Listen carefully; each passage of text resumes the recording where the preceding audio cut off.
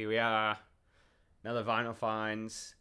As you can probably tell, since I'm sort of doing a vinyl finds every 2 weeks, it does mean that I've been buying too many records. And I'm kind of keen just to get them all shown and, filed away sort of before the end of the year. So I'm trying to pump these out quite a bit. I'm going to try and slow it down a bit in this video and take my time, but also be aware that in the last 2 videos my camera has decided to switch off halfway through and I've had to record everything twice. So at the 15-minute mark I've got to pause and clear my camera out and do the next 15. Although that's not really relevant to you guys since you wouldn't notice anyway. What a strange introduction. Hope everyone's doing really well. Hope you survived Black Friday, whatever it was, Record Store Day. I didn't really have any interest in that. It didn't really sort of happen over here anyway. I even had a quick look online, but there was, at the releases, but there was nothing of interest. And I guess aside from that, there's just been so many killer new releases coming out this year. For me, especially, I think I've bought more new albums in 2019, probably for the past sort of 5 years. That's probably the most I've bought in terms of new releases this year. I think it's been absolutely fantastic. I'm going to try to do an end of year video sort of thing at some point. But yeah, vinyl finds. This is going to be all jazz. And if I have time in the end, I may do some bonus non-jazz things. But yeah, this is pretty much all jazz records. I'm a bit underprepared as usual. But yeah, I guess, should we get stuck into it? I think we should. As usual, a sip of coffee before we start. This is my first in the morning. It is Tuesday morning here. Really, really windy outside. It just gets really crazy windy in spring, so you're going to hear some howling in the background.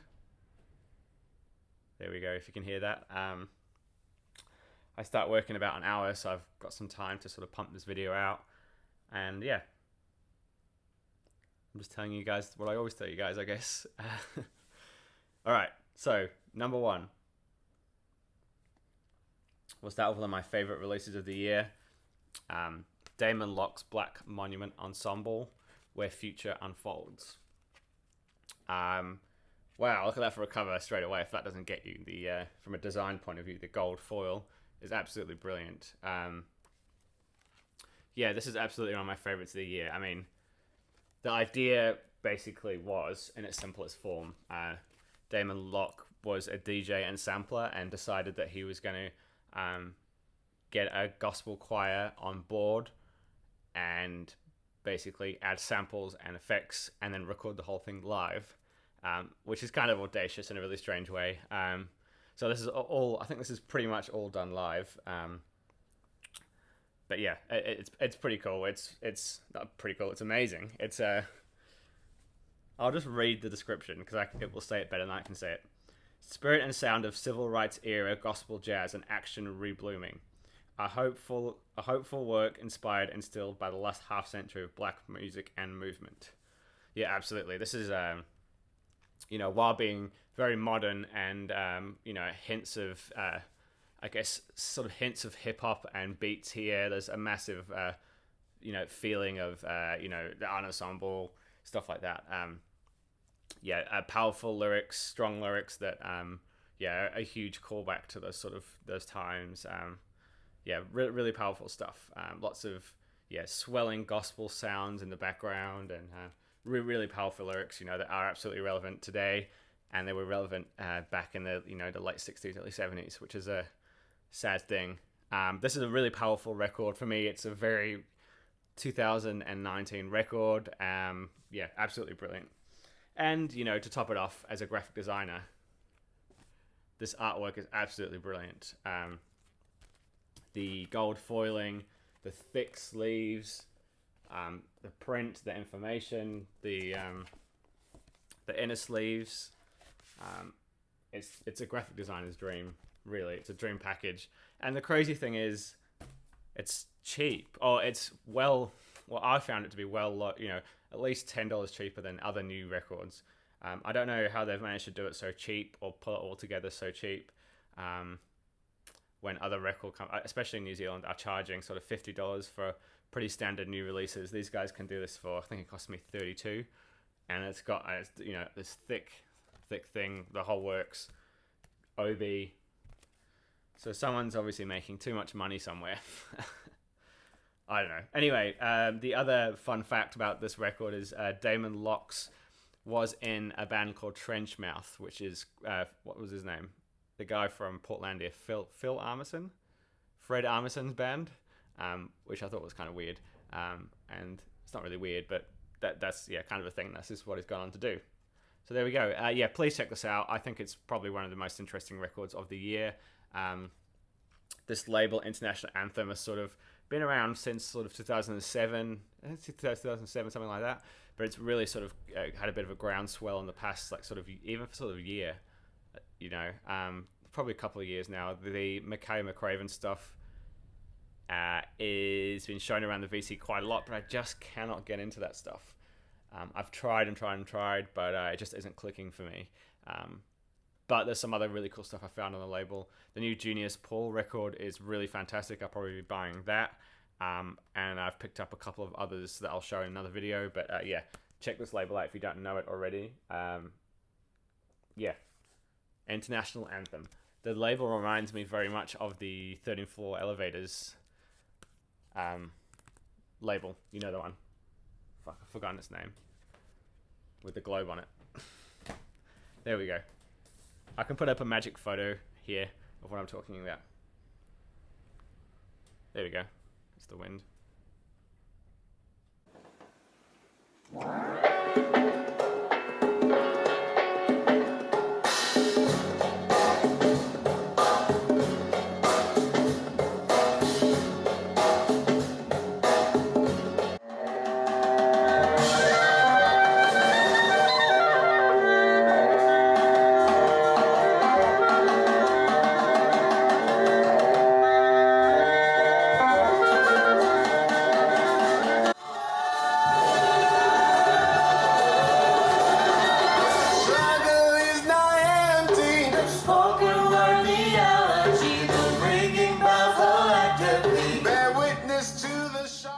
Okay, next one.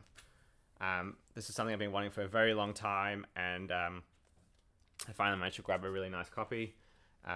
Don Cherry Mew second part. Now, I probably could have grabbed a copy sooner, but being as picky as we can be, I wanted to get specifically a Japanese pressing of this one, and I wanted it to match my Part 1, which I bought many years ago, which is also a Japanese pressing, just so I can have them both as Japanese pressings, because I am strange like that. But anyway, I finally got a copy of this. Look at that for a back cover as well. This is Moo first part is one of my favorites on the BYG label. It's one of my favorite Don Cherry records. This one continues very much in the same vein. The same players, the same trio. I've forgotten who's on here. It's terrible of me, isn't it? And of course, everything is in Japanese. I used to know this, and I have come unprepared. Oh, it'll be on here. Why not? Here we go. Ed. I didn't know this. Ed Blackwell, Don Cherry, and apparently nobody else on this one. But there's three I'm sure there's three people on the other one. God. Anyway. Yeah. So this one is probably very. It's not as doesn't go as not heavy, but there's a lot more sparse and a lot more spacious and a lot more focused on textures. I mean, Moo Part 1 is very minimal in itself, which is the whole appeal of it. But this one doesn't really, there's not a lot of moments where things really hype up as much for me. I feel like this one's a lot more spaced out. It's still absolutely beautiful and still really fantastic. But yeah, it's really cool just to have both now to complete the collection, so to speak. Amazing. Just minimal, beautiful, spacious, spiritual jazz music. God, it's really windy. Just an example of, I guess, very introspective spiritual jazz. It doesn't have to be, big rhythms and big sounding, bells and whistles and stuff. You can do it in a really small setting and still have the same effect. This is a really good example of a small spaced, intimate spiritual jazz record. Boom, done.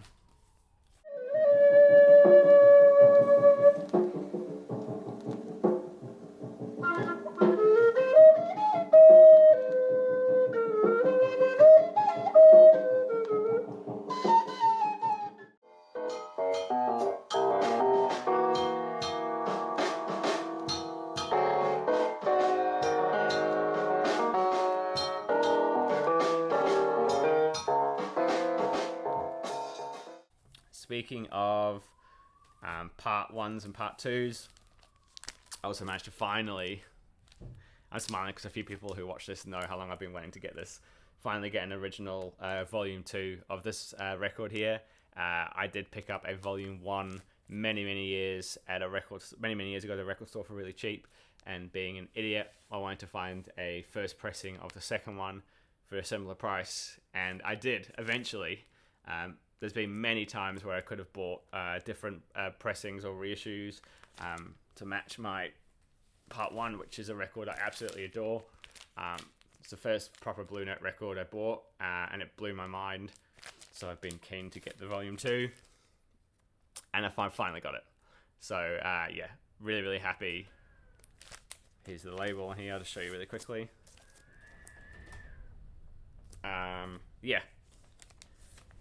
Patience is a virtue, and it paid off. So I paid a really good price for this.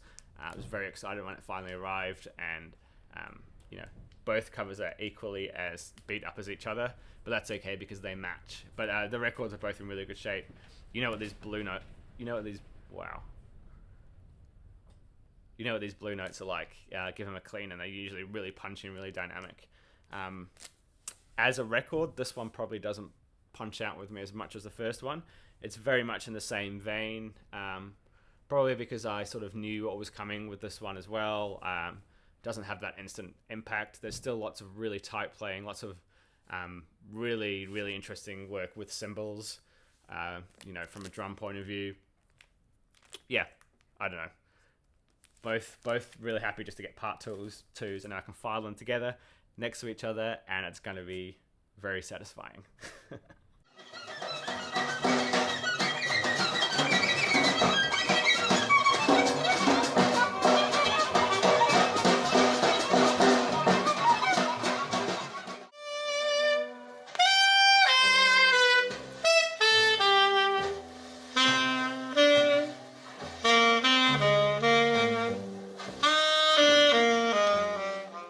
Okay, next I'm going to talk about a record that I can't get into, and for me, it ticks all the boxes. It should be something that I'm really into. It has players that I'm into. It's on a label I like. I just isn't clicking, and that's okay. I'm not saying I'm going to try and force myself to like it. If it's not clicking, it's not clicking. But that's this record here by Yusuf Lateef, 1984. It's an original mono pressing on Impulse. It's Yusuf Lateef. It's released in that sort of classic time period. Has an awesome lineup here. You've got Reggie Workman, Yusuf Lateef, James Black, and also the interesting one is Mike Knock, who is a piano player from New Zealand, which was sort of the icing on the cake for me to come and pick this record up. Awesome cover, typography, it's all there.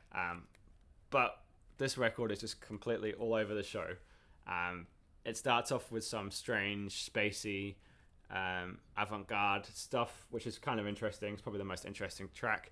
And then it sort of hits up into a blues swinging number, a Duke Ellington cover, a post-bop average thing, a piano ballad.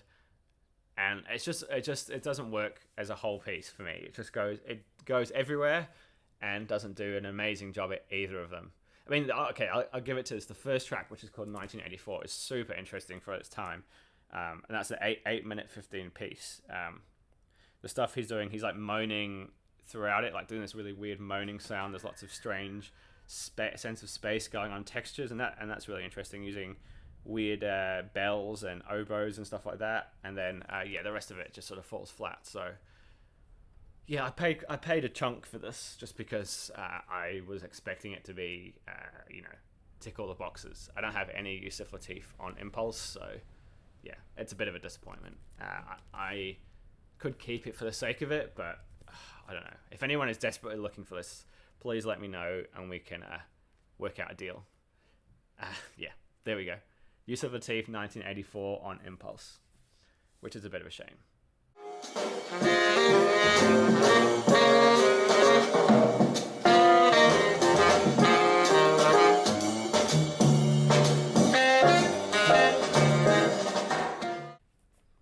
Okay, another record I'm not so sold on yet, but that's mainly out of my own ignorance than anything else, which I'll explain in a moment. And then we're going to get onto 3 records at the end that I do like, so we'll end on a positive note. I mean, this next record, I remember when it came out, and I remember a few people in the VC bought it, and I was like, okay, this is another one that ticks all the boxes. Before I tell you what it is, I'm going to read the hype sticker. Okay. Reissue of 1973, Holy Grail of Norwegian free jazz and electronic music. All right, if that should be a selling point, right? This is a compilation from Norway called Popophony. It's a comp. 2 LPs came out on Prisma Records. Cool artwork. That description, ticks every single box. It features Jan Gabrick, as we know, Bobo Stenson, Terry Ripdahl, Ari Anderson, John Christensen, all those dudes that went on to go play on ECM. This is a little bit earlier. But yeah, why doesn't this tick any boxes for me? Mainly because this is a compilation, but it's also a compilation as a concept. And I'm going to read to you what this is sort of about, and hopefully that will explain why maybe I don't understand a lot of it. Okay. The Popophony project was initiated after a heated debate on the Hagen TV show Apen Post in autumn 1969. I'm going to butcher pronunciations here, which dealt with the subject pop music. Standing on one side, you found the defenders of pop, actress and singer Elizabeth Granman, comedian and record producer Rolf Westerlund, and artist and record label owner Arne Bendiksen, who defended his 1969 Eurovision winner, blah, blah, blah. In the other corner was cultural elite represented by literature researching Erling Nielsen and pianist Beethoven expert Amelie Christiansen. Both sides expressed grave concerns about their opponent's music impairing their listeners' abilities.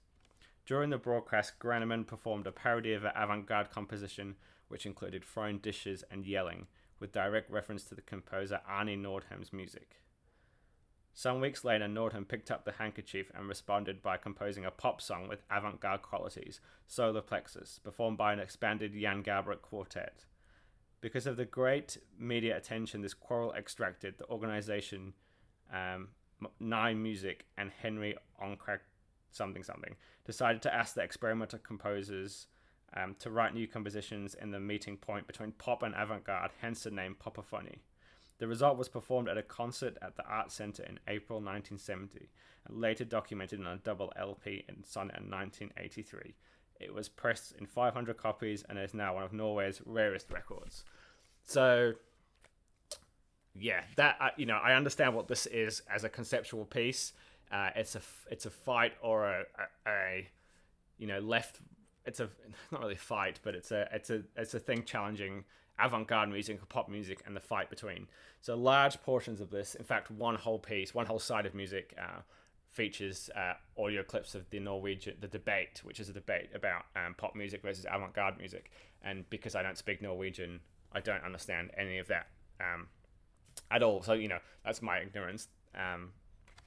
Compositionally, it's okay. It's nice. There's some spacey bits here and there. It's very open and there's some really dark parts to it. I think it's I understand what it is conceptually, and as a piece, I think it's a very interesting idea.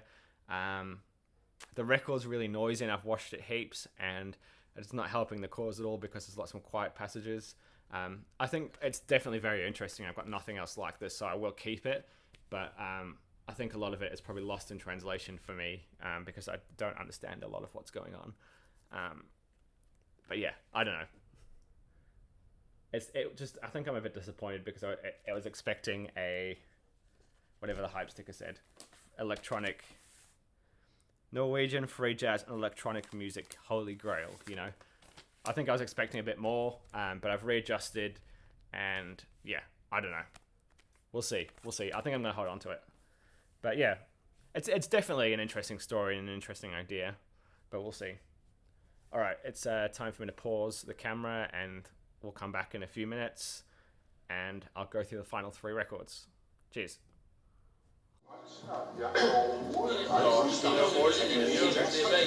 Men nu är liksom ett gammalt i mig när jag tävling Nilsson är någon som har gjort det. Ja, jag syns nog det. Jag är inte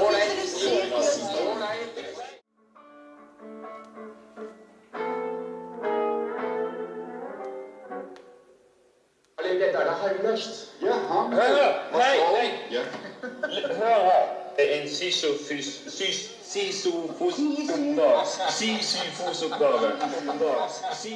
Okay, we are back. I'm going to pump through the last 3 here. I feel like this hasn't been my most exciting and mojo passionate video ever, but hopefully it's come across a bit more on the camera. I definitely can say I'm not exactly feeling the excitement this morning, probably because I have to go to work in about half an hour. Anyway, this is something that a friend picked up for me while he was in Japan. He sent me a photograph, and I sent him some cash, and I finally got this record here. You probably can't see because of the obi, but this is Eternal Now by Don Cherry, recorded in that sort of magical time when Don Cherry was based in Sweden, and surrounded himself with a lot of really interesting Swedish musicians. Again, this is really deep into that sort of like spiritual, world music phase that Don Cherry had, which is I absolutely love every record he has around that period. I've got quite a few of them now. But based around the Organic Music Society collective, is absolutely wonderful. There's a really nice track here called Gamla Stan, the Old Town by Night, which Gamla Stan is a really nice part. When I was in Stockholm, we went there in the evening. It was just really beautiful, old, twinkling part of town, lots of narrow alleyways and stairs, and just, yeah, I had a really nice, amazing winter's night there, and when I listen to this, I do immediately think of that. Really great. Some really interesting use of electronics on here as well. Lots of gongs and pianos and stuff like that. Really beautiful stuff. Really happy to finally get this. I mean, anything that has the artwork, the stuff by Mocky on it, sells me as well. So yeah, really good. Don Cherry, Eternal Now. This came out on Sonnet in 1974.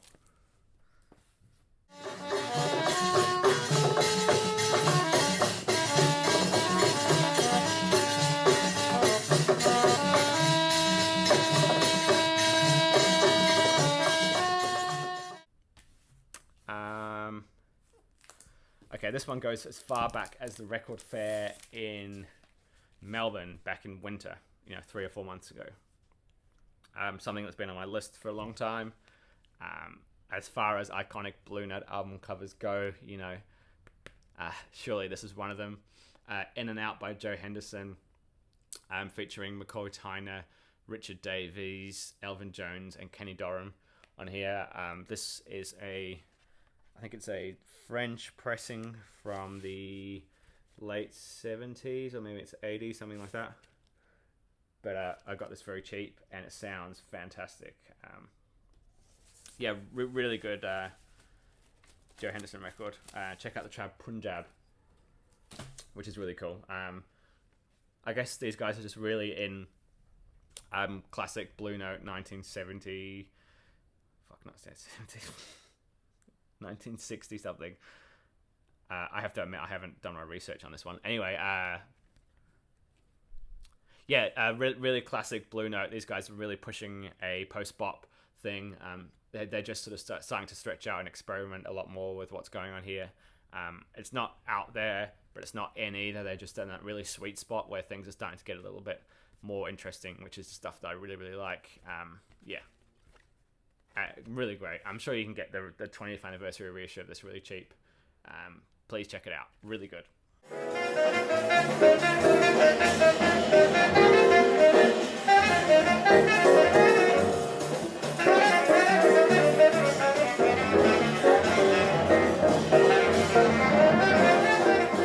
One more sip of coffee and we're on to the final one. I haven't saved any sort of like rare grail or anything for the end. But another one that's one of my favorites of the year, the Art Ensemble of Chicago, We Are on the Edge. This is a really wonderful 2 LP set. For those of you that saw my video raving about how I saw them live and how Roscoe Mitchell saw the video, it wouldn't be a surprise for you guys that I've picked this up and put it in my, favorites of the year list. This is really, really good. I think it's flown under the radar for a lot of people. See, I'm really not feeling very wordy this morning, but the stuff with More Mother on here, just like the show, is absolutely fantastic. Really powerful lyrics. It goes through a range of sort of styles here, from free jazz and avant-garde to spiritual jazz to spoken word jazz to sort of opera singing parts. It's a really nice ride, and it's a really good... it just shows how flexible these guys are, and it really, does a really good job of bringing the ethics and the ethos of Art Ensemble up to date,